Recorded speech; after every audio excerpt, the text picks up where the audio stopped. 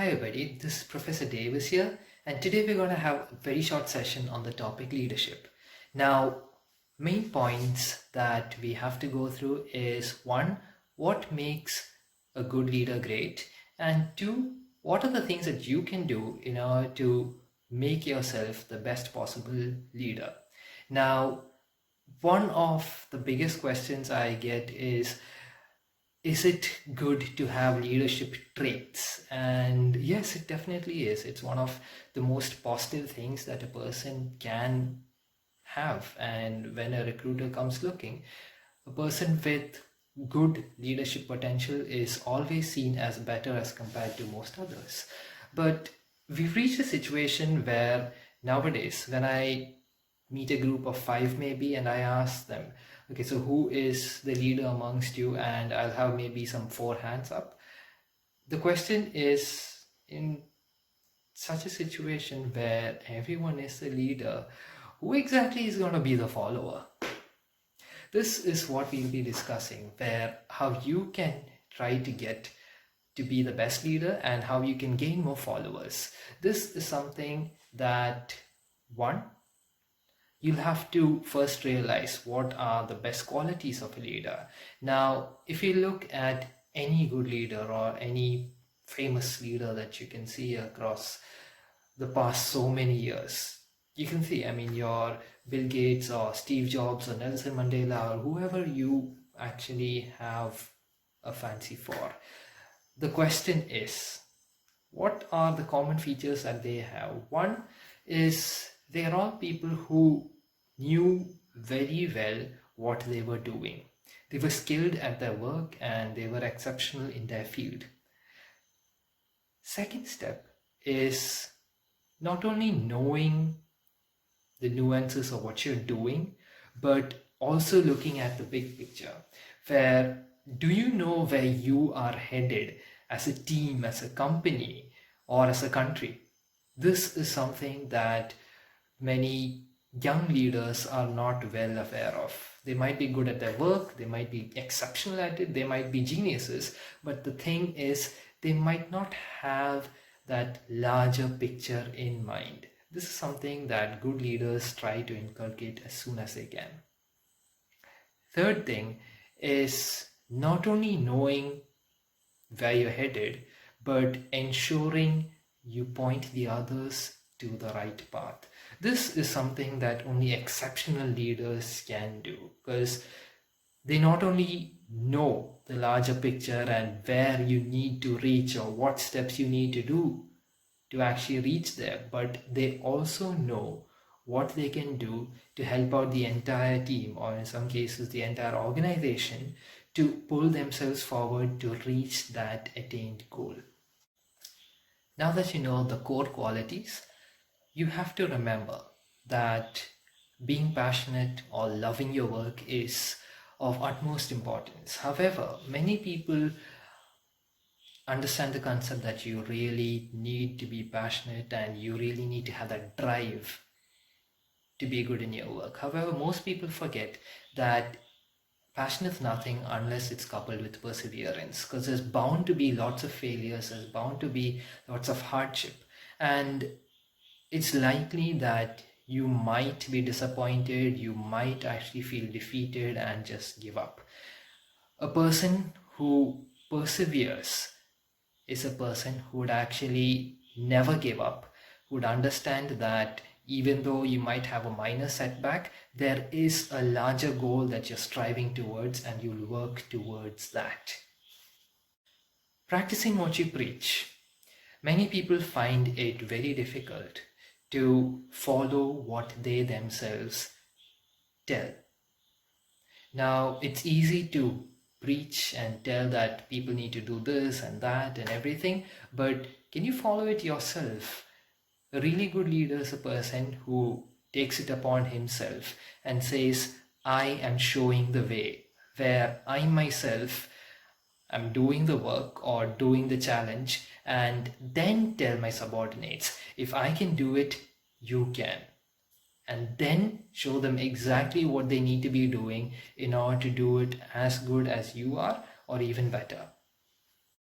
Remember, In today's world, an average manager faces so many challenges because we are in the age of globalization and transparency and the digital age. So the problems that a manager or a leader faces today is much more vast.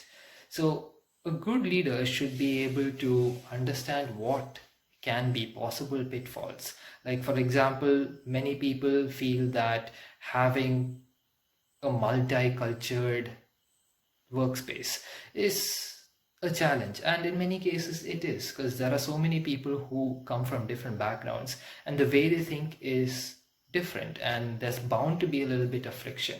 Now a good leader is able to understand that, ensure that problems do not arise, but more importantly they'd be able to harness that to their advantage, which means that understand that people think differently, and that can also lead to best practices, because the way that your employees were thinking so far might have been a set mindset because of a particular culture. A person who comes from a completely different culture might give you an idea which you or your compatriots had never even dreamt of. This is harnessing the power of differences, and this is needed in today's world. Next point is understanding that though in the previous generations, reaction used to be a wonderful way to go, because you do something and you'll understand that there are problems and you'll identify the problems, you'll rectify it, all good.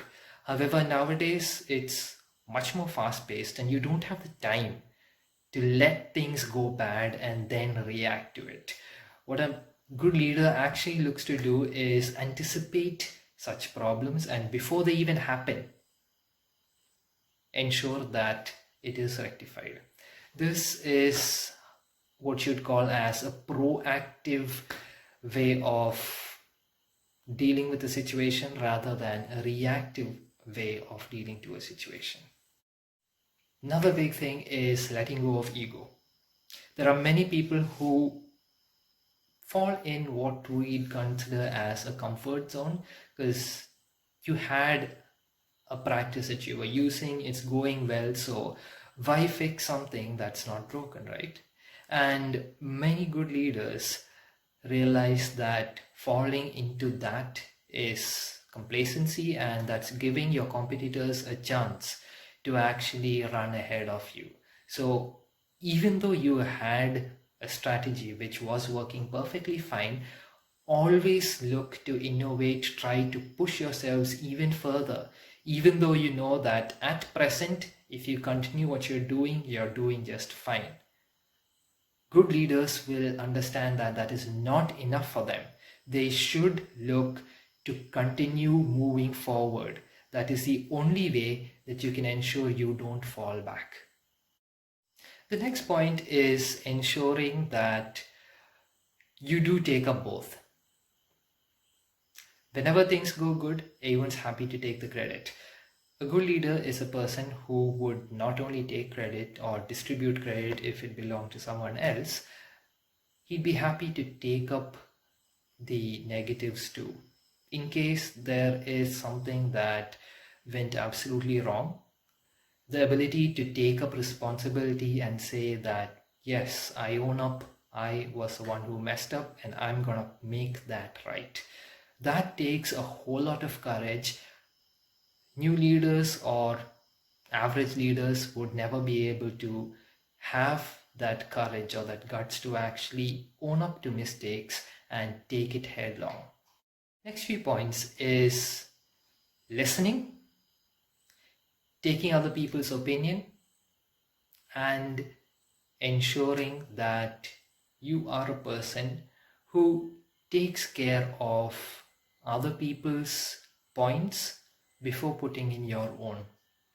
Now, this is especially important in a culture where bosses are sometimes treated as demigods. So you have to understand that if you are the one who's going to start a meeting in a particular way and put in your points, you're going to have a bunch of yes men who just agree to whatever you say, and they would not put anything to the contrary.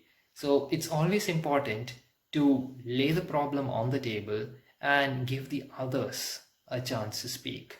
Listen out, let them put all of their solutions first, and then you put in your suggestions. Then weigh it out equally and fairly and find out which, honestly, is the best thought out and the most complete plan of them all.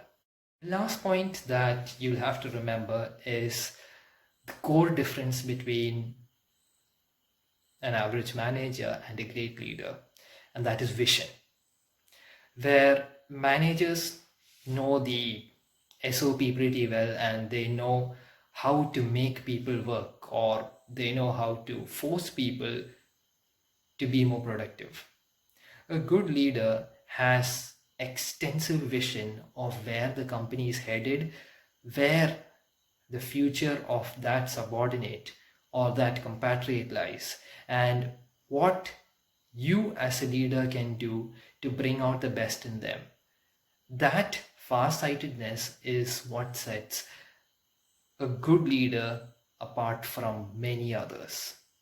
So I hope you enjoyed today's session. If you did, don't forget to like, subscribe, and share it to whoever you feel might need it. And I'd see you in the next one.